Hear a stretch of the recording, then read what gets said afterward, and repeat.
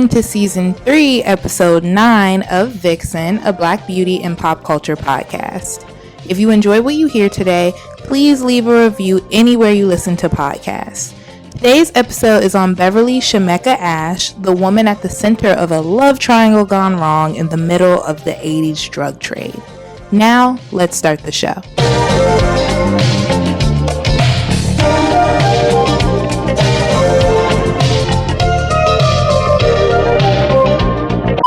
Was there a drug council? Oh, the drug council is a myth. It's the first time I heard of council was when I was in court in 1983. Guy Fisher, who had a brief affair with Barnes' former girlfriend, Shamecca, was a member of that seven-man drug council, according to Barnes. Fisher is now serving life without parole after Barnes testified against him.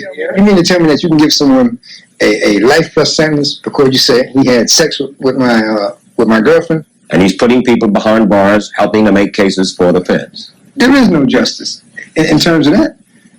Oh, man. 8 years ago, Nick was the scum of the earth in terms of court, being in the courtroom in Judge Worker's court. And then 3 years ago, he became Robin Hood because he was telling. It's really sad. I'm laughing, but it's sad. Hi guys, welcome back to another episode of Vixen. I'm really excited about this episode, y'all. This one is going to be a little bit different from our usual because it is a Vixen true crime crossover episode. Yes. So I love history, hence why I have a history podcast. And I also love true crime.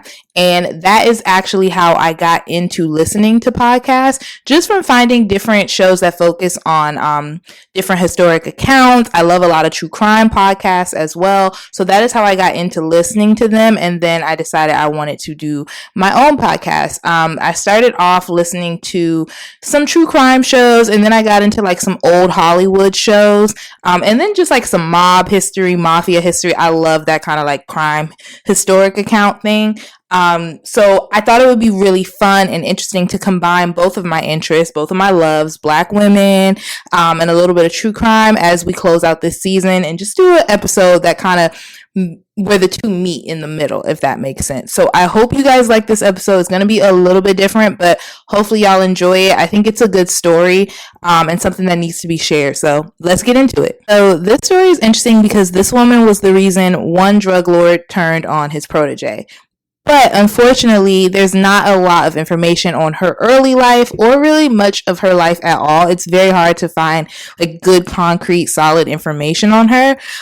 So unfortunately, I'm going to have to start the story off by talking about two men. I know. It pained me as I was writing it. But I have to start the story off to tell you about the two men who were also at the center of this love triangle, because it's going to make more sense when Shamecca comes in. So let's go. Leroy Nicky Barnes was born on October 15th, 1933 in New York City. Nicky, as he was affectionately called, started selling drugs in his Harlem neighborhood at a very young age. It seems like he might have started, from what I read, maybe around like 12 or 13. By the time he was 17, he was selling and indulging in heroin. So he was doing it and selling it. He served multiple sentences in jail at various points of his life. He was released in 1954 after serving 3 years. Then he goes back in 1959 and serves another 3 years. And then he goes back again in 1966 and is released 5 years later in 1971. So this particular stint, his very last one, he becomes friends with some folks in the mafia. Allegedly, this person was Crazy Joey Gallo of the Colombo crime family, and a few other folks that had connections to the mob.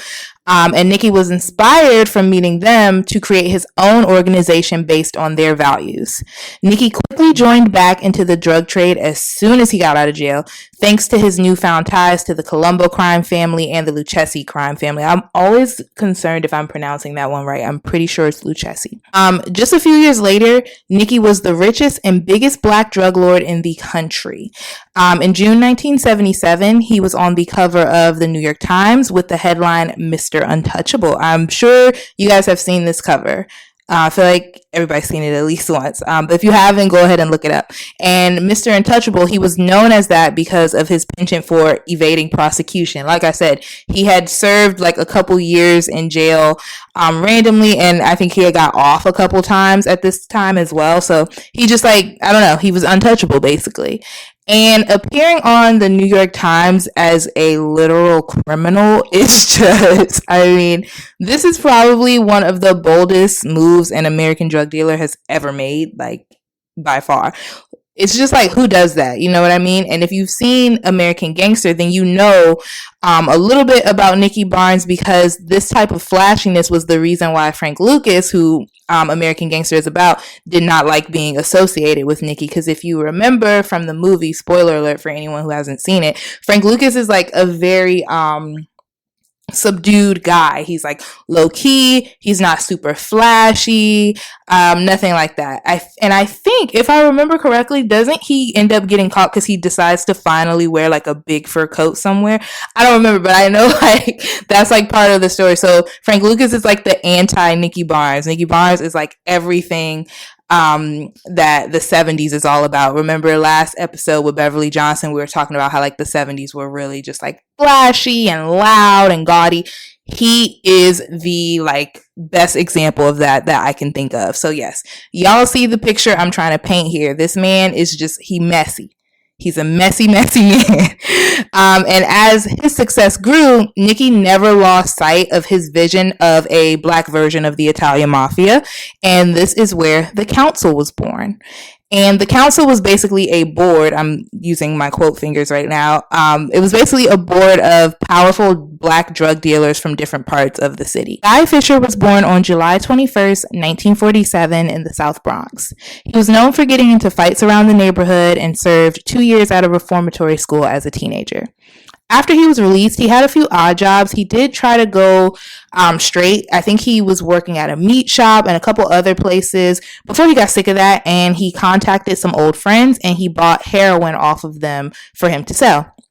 At this time, Guy started dating Olive McDonald, who introduced him to Nikki Barnes. He saw potential in Guy and took him under his wing, and then Guy became Nikki's personal driver. In no time, Guy was a key member of the council. Now, in interviews, and I'm going to put a clip, I believe, in the beginning of Guy Fisher, an interview with Guy Fisher. He says the council did not exist. Like, this just was not real.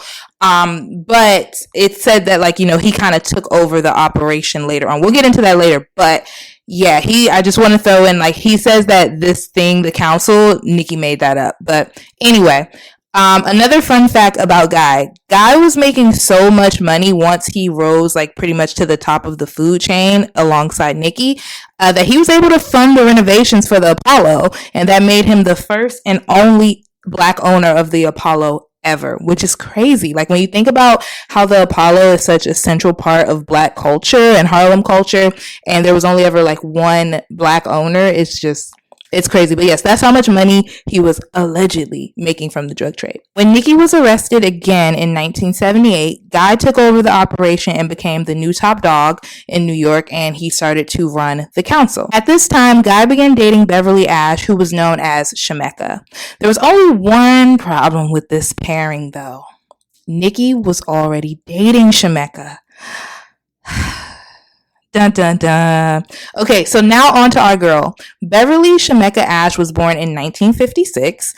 She's sometimes referred to as Shamecca Brown, but I think she was using that as an alias for when she was around certain people, if you know what I mean. I think Shamecca might be her middle name, but I couldn't clarify, and I'm not sure of her exact birthday, but I know she's born in 1956. Like I said, not much is known about her early life, but here's what I do know. Shamecca was a bad bitch, okay? In every sense of the word. She was beautiful, she was smart, she had a great personality, all of the above. Another thing that I know about her is like she was very, very into fashion. She did compete in balls around the city a couple of times. She was a bad bitch, like I said. But one of her vices was that she liked to date big time drug dealers. Nikki was not her first rodeo. She was known for that, and that's just, the kind of men that she liked to date. Now, Nikki was married this whole time, and here he is mad. But anyway, Nikki had already been married to Thelma Grant, who is a whole other story. I think maybe one day I'll do an episode on her. Actually, no, I don't like her story at all. I probably won't. Y'all let me know if y'all want me to, but I don't like her story at all. But yes, Nikki was married to a woman named Thelma Grant throughout his whole relationship with Shamecca. And although he was a married man, he had many, many, many mistresses. But it's probably safe to say that Shamecca was his favorite. So like I said earlier, Shamecca liked dating drug dealers, but she also liked helping them out with hits and setups and things like that. She helped set up Nikki's rival, Black Ronnie, in 1981. So Nikki knew that Black Ronnie would be at a disco club called Reflections in Midtown Manhattan this one particular night. So he sends Shamecca there to get Ronnie to lower his guard. Y'all know how dealers will typically sit in like a section instead of being like out in the open at the clubs, or they'll just be like somewhere sitting down. I guess that's what Black Ronnie and his bodyguard, Big Ray Ray, were doing. Just minding their business. And then Shamecca convinces them to come out on the dance floor and dance with her. And then they were executed in the middle of the club, like right there in the middle while everybody's dancing. And that is always the insane thing about like the 70s to me with the discos. So many people got shot at discos, which is crazy because when you think about, like, it's not funny, RIP to both of them, but when you think about how like upbeat and happy discos are, that is the perfect place and the perfect like type of music to get someone to lower their guard so that you can literally catch them lacking. Like it's insane how many people died to disco music. I feel like every time we see a movie about that time, especially if it's like crime related, you always see like if somebody walks in on like a murder scene, there's always like some disco in the background, or we see like the shootouts at the disco club. It's just that kind of irony. It just gets me every time. Like, what a horrible way to go out. But at least they were dancing to some good music. So things were going well between Shamecca and Nikki. This is all before Nikki goes to prison in 1978, y'all. By the way, if y'all didn't realize that, this is all before. So Shamecca brought her brother Steve Ash in and introduced him to Nikki, which was a big mistake, and we're going to see why. So Nikki then introduced Steve to Gambino crime family associate Mark Ryder. I think it's Ryder. So Mark is a Jewish man, and that is why he's an associate of the Gambinos and not an actual member, because I don't know if you guys know this, but to be a made man, you have to be Italian. I think they make exceptions sometimes, but I think it's very rare. Like, you have to be Italian to be a made man, and if you're not, you just kind of like are affiliated with the mob. So this guy Mark was basically a drug supplier, and he worked with Nikki's nephew Eugene Mikey Romero and a lot of the Gambino crime family. So that is how they all got connected. Not even a year later, after these two are introduced, Steve and Mark fall out over a $150,000 debt that Steve owed.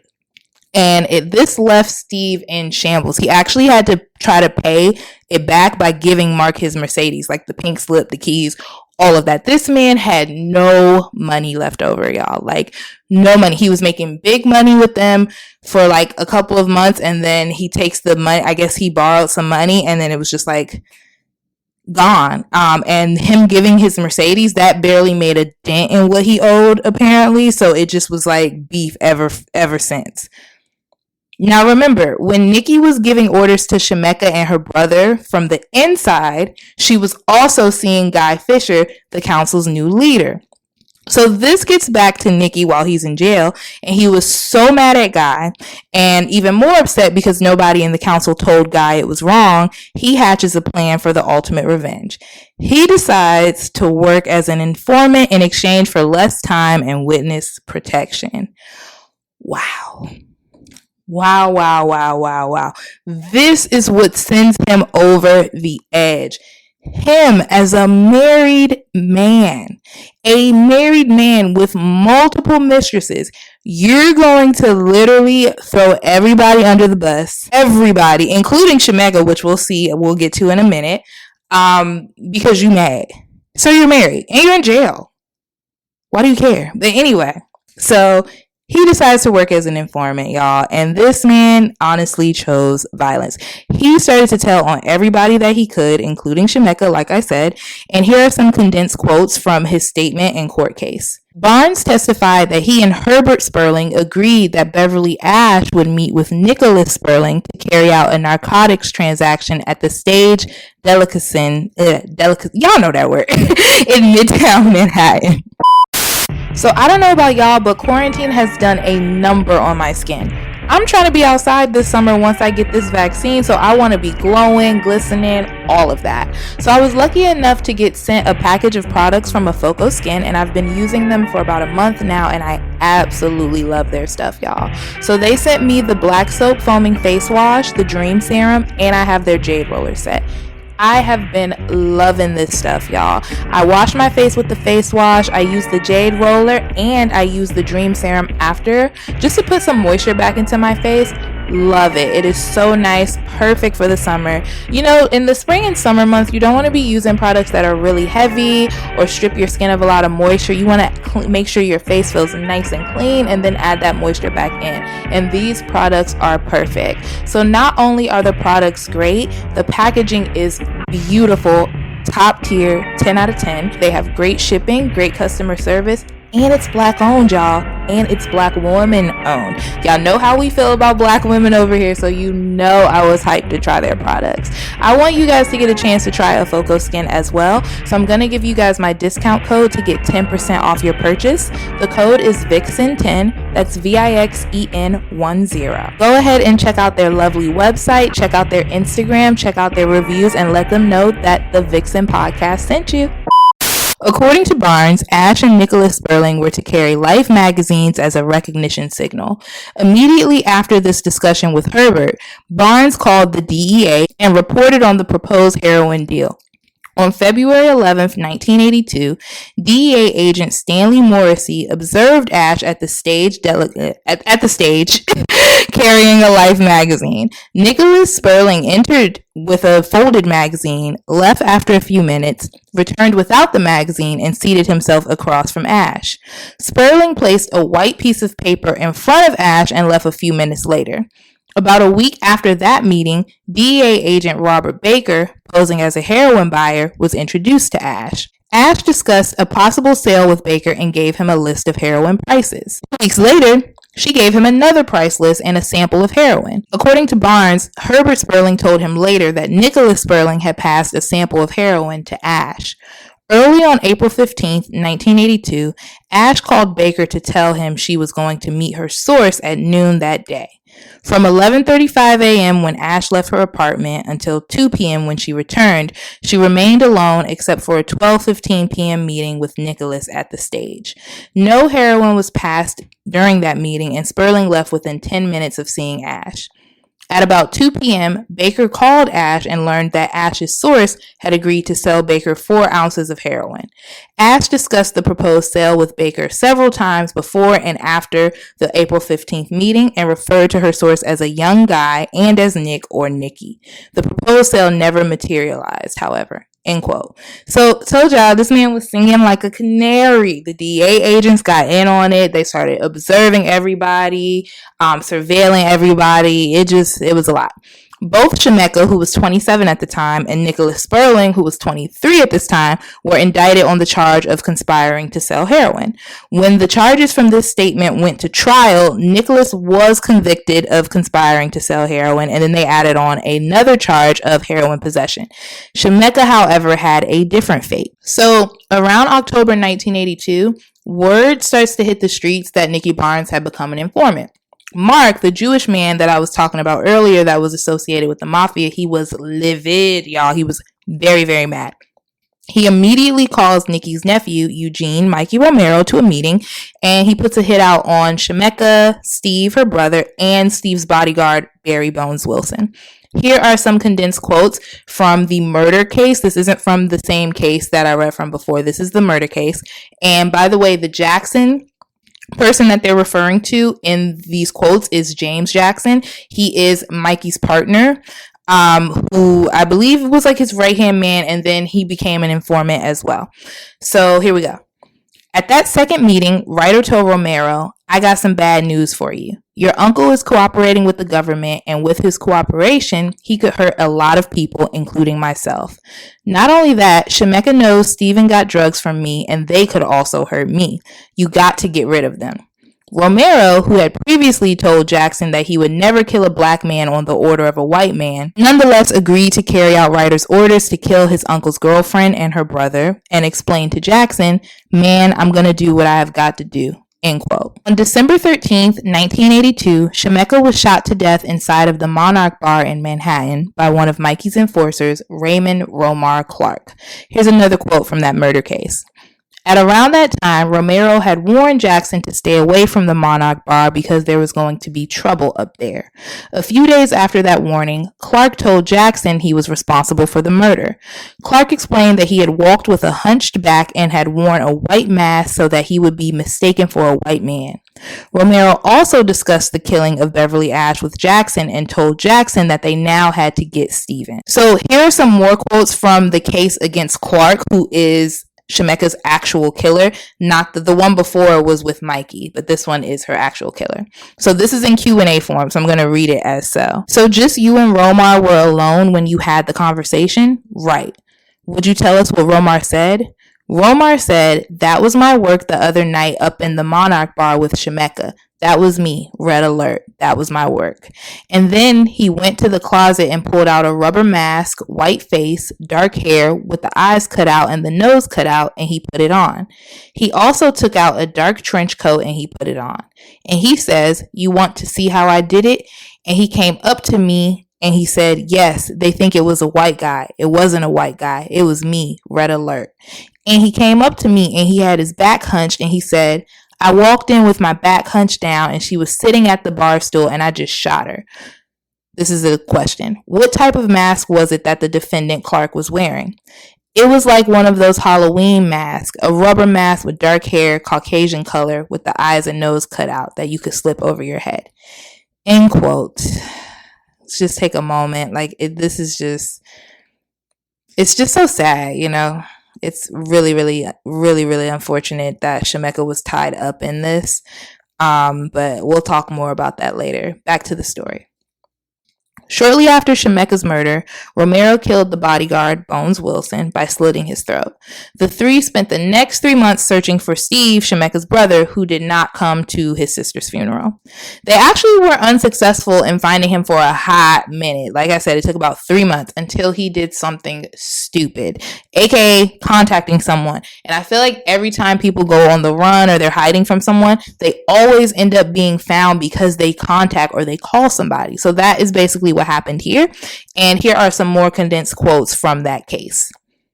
"A few months after the murder of Barry Wilson, Steven Ash contacted James Jackson and told Jackson that he did not know who had killed his sister and that his lieutenant, Barry Wilson, was missing. Ash gave Jackson his beeper number, which Jackson passed on to Romero. A few days later, Romero contacted Jackson to inform him that Ash was on his way to an apartment, which the racketeers had used as a mill and stash pad. At that time, the apartment was being occupied by two women who processed heroin for the enterprise, Adrienne Holiday and Karen Jenkins, and their daughters. At Romero's direction, Jackson picked up Holiday, Jenkins, and their children and took them to a hotel. By that time, Romero and his girlfriend, Sharice Walker, and Raymond Clark had arrived at the apartment. Ash was ushered into the bedroom where Romero was sitting at the edge of the bed. Clark came up behind Ash and shot him in the head. Romero and Clark placed the body into garbage bags with weights from a gymnastics set they had found in the apartment, and they placed the body in the trunk of a car. On June 9th, 1983, Ash's body, wrapped in blankets and plastic, was discovered floating near the Pier 42 at Norton and West Streets. Raymond Clark acknowledged in 1987 to Larry Taylor, with whom he had dealt cocaine, that he had killed Beverly and Steven Ash, although he said that he had been reluctant to kill Beverly Ash because he liked her. End quote. Both Mark and Mikey were sentenced to life in prison for drugs, racketeering, and murder in 1988. Mikey died in 2005, and Mark is still locked up today. Guy was convicted in 1984 under the RICO law, but he is now known as Dr. Guy Fisher because he got a PhD in sociology while he was behind bars. He was released during the COVID-19 pandemic, so he is home now. Nikki Barnes was released in 1998 after 20 years served, and then he died in the Witness Protection Program in 2012. The other guys, I could have looked them up, but didn't want to because, honestly, respectfully, F them. Like, truly. Like, Clark, the others, F them. We spent too much time talking about men in this episode, but it was vital to tell that in order to tell Shamecca's story. So let's talk about Shamecca. So unfortunately, that is the story of Beverly Shamecca Ash, y'all. Even though there are no winners in this situation at all of the men involved in this, besides, Steve and the bodyguard, all of these men got a second chance at life while serving their time in prison. And she never got that chance. She was indicted on those charges with the heroin possession. But if she had lived, she probably would have went to jail and gotten out and been able to start her life over like a lot of them were able to do. And, these were grown men, all older than her. And I mean, let me just say, she was 27 when she passed, which is old enough to know right from wrong, but still. She died when she was the same age as me now, which is very scary. But she got no mercy for making mistakes in her 20s. Like I said, I understand like she was 27 and like that's definitely far old enough to know like it's not good to get wrapped up with drug dealers and what they're doing. But it's just a shame that she was just a casualty of war instead of being treated like, I don't know, like I just think like women should not, as men, you shouldn't even allow women to be involved in that kind of mess. But we see Nikki Barnes clearly has no loyalty at all. Like I said earlier about his wife, Thelma Grant, her story is very sad. She actually spent, I believe, 10 years in prison behind Nikki as well. So honestly, I think both of them would have ended up in jail, both Shamecca and his wife, Thelma Grant. But I mean, still, she never even got that chance to rehabilitate her life and turn things around. So I like when I look at pictures of her, she looks so vibrant and happy and fun and fashionable. And like the way that she died is just so crazy. I mean, that kind of execution style. There's a lot of women who have been involved in, the drug trade with these guys. And I've read about a lot of them and some of them have passed, some of them didn't, but to be executed in that way, like in a bar like that, that's typically how a lot of the men die that are in that game. So it was eerie when I read about the way she was executed in that bar like that. I'm glad they figured out who did it and, he's serving his time for it, but it's just such a shame. I personally don't like the term cautionary tale. I don't like it. I think that it not trivializes women's stories, but I don't like that term for whatever reason. But I do think like this is a story that kind of shows you how permanent the effects of getting wrapped up, quote unquote, in the wrong crowd, as our parents say, can be. But it also shows you just how unfair life is, man, just for all of us, but for Black women. The women in this situation really, really suffered. Shamecca, Thelma, it's a shame. I mean, I wish that there was more to this story. I wish that I knew more about Shamecca. I wish that, I would have been, I tried to find, relatives of her to possibly interview, but I wasn't successful in that. But I wish I knew more about who she was outside of what happened in this unfortunate situation. But I hope just posting her photos and sharing, her images and stuff is enough for us to see her as more than a person who just got wrapped up with the wrong guy, the wrong crowd. And just as a vibrant young woman who was living her life. I mean, we see things like this all the time with just young women who just, doing what they want, dating the guys they want to date, getting the perks and whatever it is they want. It ended really, really badly for Shamecca, unfortunately. But hopefully just seeing her images and seeing how lively she was will help, you guys see her as more than just a woman that this happened to. And I wanted to do a story on her for a while. I first saw a photo of her somewhere, like in some thread. I think it was in like a Twitter thread about Nikki Barnes. And I was like, oh my God, this woman is so beautiful. Love her style. She just was so radiant. And I looked her up and I was like, Jesus, like when I saw what had happened to her. But I did some research on it like last year when I saw it, but I was like, this wouldn't really be good for an episode of Vixen because there's just not a lot about her and I would have to talk a lot about men. But I decided to do it because I saw another photo of her like 2 weeks ago and I like was drawn back into it. So I was like, definitely want to do an episode on her regardless, you know? So I know this one was a little bit different, but I hope you guys still enjoyed it. Let's just, you know, celebrate Beverly Shamecca Ash and just, you know, talk about the good things, her beauty, her style, all of that. She was that girl, apparently. The girls in Harlem still talk about her, how fashionable she was.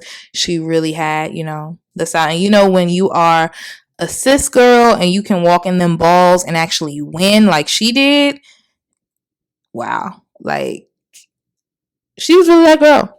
So, yes, y'all, that is the end of the story, and that is the end of this episode. Like I said, I know it was different, but hopefully it was still a good story, and I hope you guys liked it. If you guys would like a similar episode on another person, please let me know who. Like I said, I enjoy true crime. I would love to do another episode that is similar. Just let me know. And yeah, that is pretty much it, y'all. We're coming up on the season finale, the 3rd season. It's crazy. I can't believe it. I cannot believe it. So if you don't know, the last episode of every season is a film review finale. I usually review a group of films or a group of TV shows. We do some fun polls, we do announcements, all that good stuff. I'm so excited for you guys to hear the one for this season. I hope you guys enjoy that too, and I hope you guys keep listening, and I will see y'all next week for an all new episode. Bye. Thank you for listening to Vixen. If you liked today's episode, don't forget to leave a review. If you have a submission, feel free to email VIXENPODCAST@gmail.com. We'll be back next week with an all new episode.